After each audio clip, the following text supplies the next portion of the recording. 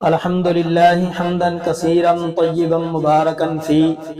Lecture number 18۔ ہر قسم کی حمد و ثناء اللہ خالق و عرض و سما کے لیے، درود و سلام امام الانبیاء امام المجاہدین رحمت للعالمین پیغمبر علیہ السلام کی ذات و بابرکات کے لیے۔ تو آج ہم آپ کے سامنے سورۃ الحجر کی فضیلت اور اس کا شان نزول بیان کریں گے۔ سورۃ الحجر یہ 14ویں پارے کے شروع سے اس سورت کی ابتدا ہوتی ہے،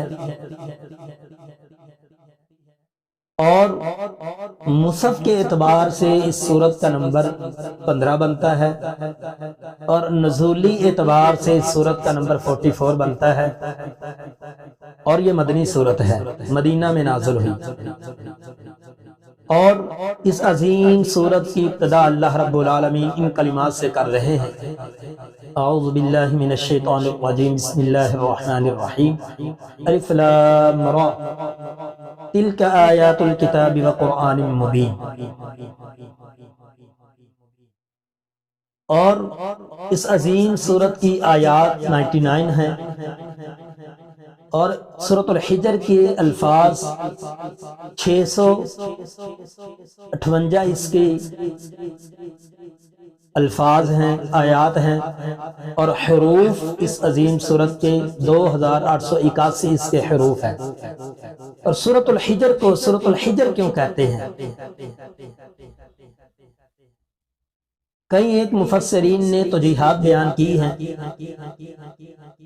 کئی اسباب بیان کیے ہیں۔ ایک سبب تو یہ ہے، مفسرین نے ذکر کیا ہے کہ حجر مدینہ اور شام کے درمیان ایک وادی کا نام ہے، ایک بستی کا نام ہے۔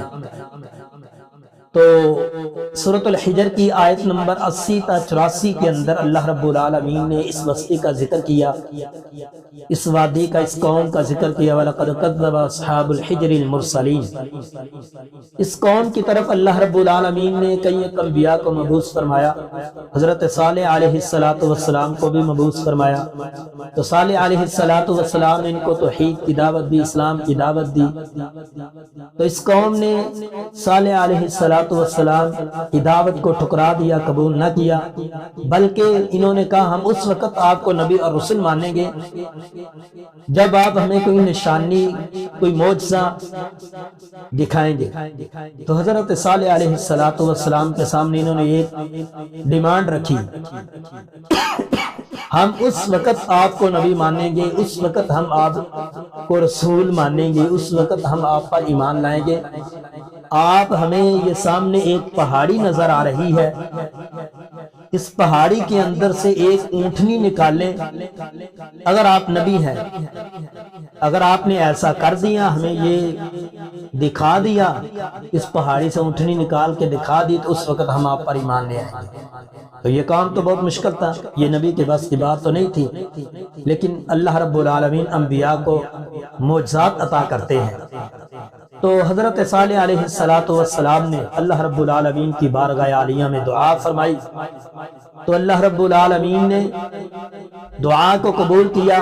تو صالح علیہ السلام کی قوم بھی موجود تھی، پہاڑی کے اندر سے ایک اونٹنی نکلی۔ تو یہ قوم نشانی دیکھ کر ان کی ڈیمانڈ بھی پوری ہو گئی، نشانی بھی دیکھ لی، لیکن پھر بھی یہ قوم ایمان نہ لے کے آئی۔ اتنی یہ حد حرام اور نکھٹو قوم تھی، نشانیاں دیکھنے کے باوجود، سب کچھ واضح ہونے کے باوجود بھی یہ قوم صالح علیہ السلام پر ایمان نہ لائی۔ تو پھر انہوں نے یہ کیا کہ انہوں نے وہ اس اونٹنی کو قتل بھی کر دیا۔ تو پھر ان پر اللہ رب العالمین، وہ اللہ تعالیٰ کی نشانی تھی، اونٹنی جو نکلی تھی پہاڑ سے، انہوں نے اس اونٹنی کو قتل کر دیا۔ تو اللہ رب العالمین کا ان پر بہت سخت عذاب آیا، چیخ کا ان پر عذاب آیا۔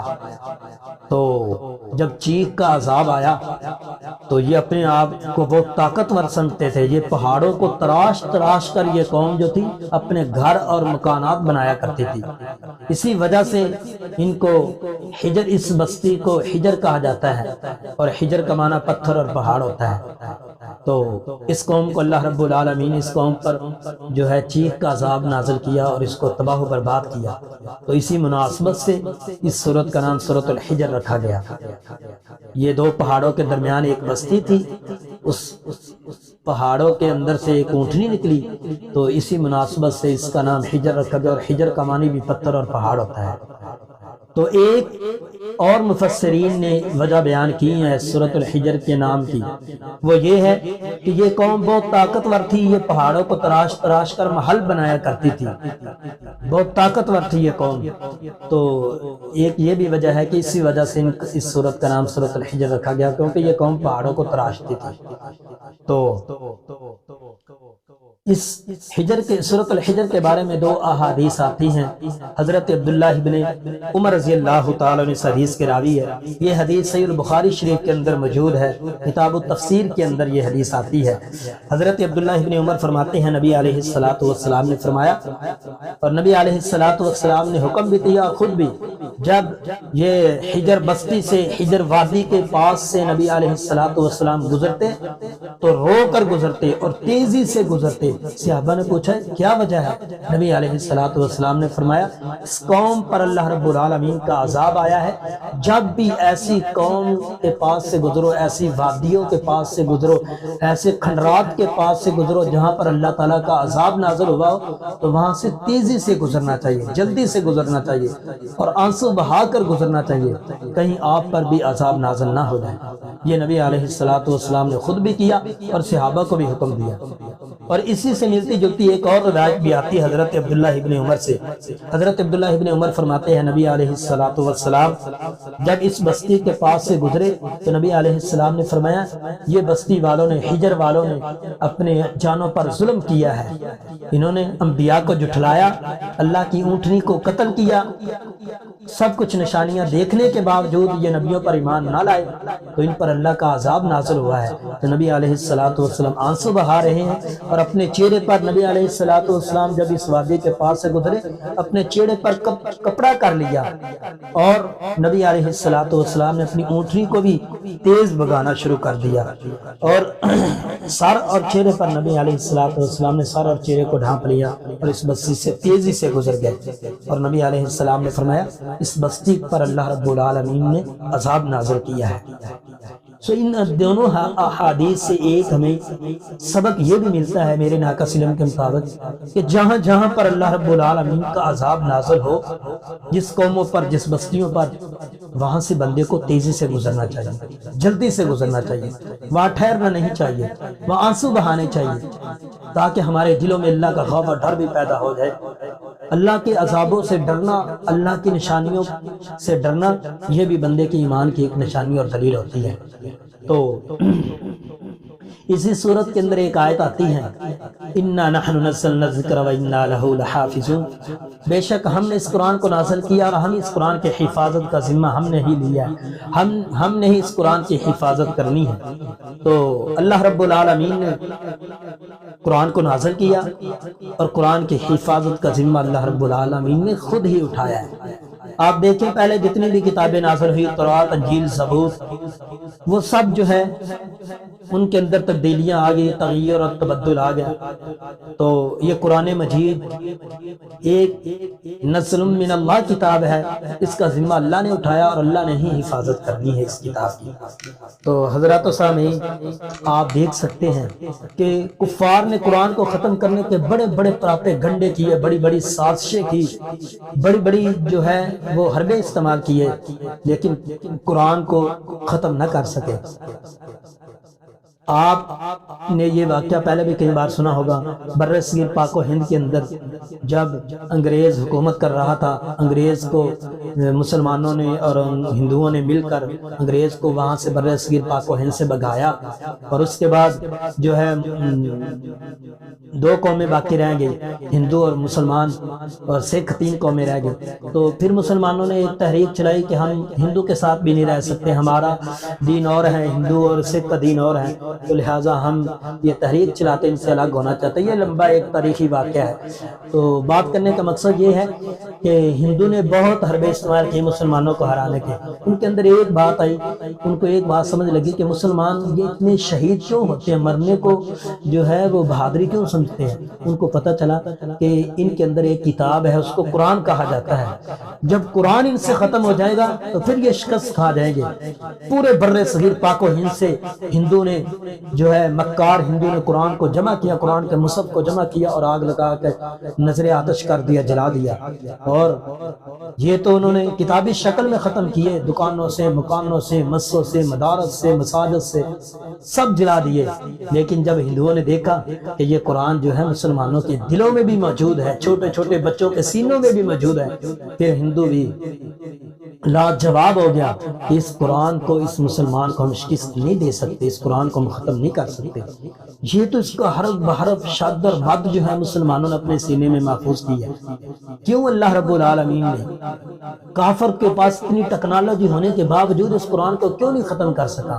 کیوں؟ کیونکہ اس کا ذمہ اللہ رب العالمین نے لیا ہے۔ سورۃ الحجر کے اندر اللہ رب العالمین نے فرمایا اِنَّا نَحْنُ نَزَّلْنَا الذِّكْرَ وَإِنَّا لَهُ لَحَافِظُونَ، ہم نے اس قرآن کو نازل کیا اور ہم اس کا ذمہ اٹھائیں گے۔ اور اسی سورۃ الحجر کے اندر ایک اور آیت بھی آتی ہے وَلَقَدْ آتَيْنَاكَ سَبْعًا مِّنَ الْمَثَانِي وَالْقُرْآنِ الْعَظِيمِ۔ تو اس صورت کی بہت سارے مفسرین نے بہت سارے اقوال ذکر کیے ہیں، بہت ساری تفاسیر بیان کی ہیں، تو چند ایک مفسرین کی آراء میں آپ کے سامنے رکھ دیتا ہوں۔ بعض مفسرین نے یہ بھی ذکر کیا ہے وَلَقَدْ آتَيْنَاكَ سَبْعًا مِّنَ الْمَثَانِي، سبع من المثانی کا معنی 7 آیات۔ سبع من المثانی کا ایک بعض مفسرین نے یہ مطلب اور تفسیر کی ہے کہ اس سبع سے مراد جو ہے یہ قرآن پاک کی طویل 7 سورتیں مراد ہے، سورۃ البقرہ، سورۃ آل عمران، سورۃ النساء اور سورۃ مائدہ اور سورۃ انعام، سورۃ الاعراف اور سورۃ یونس وغیرہ وغیرہ۔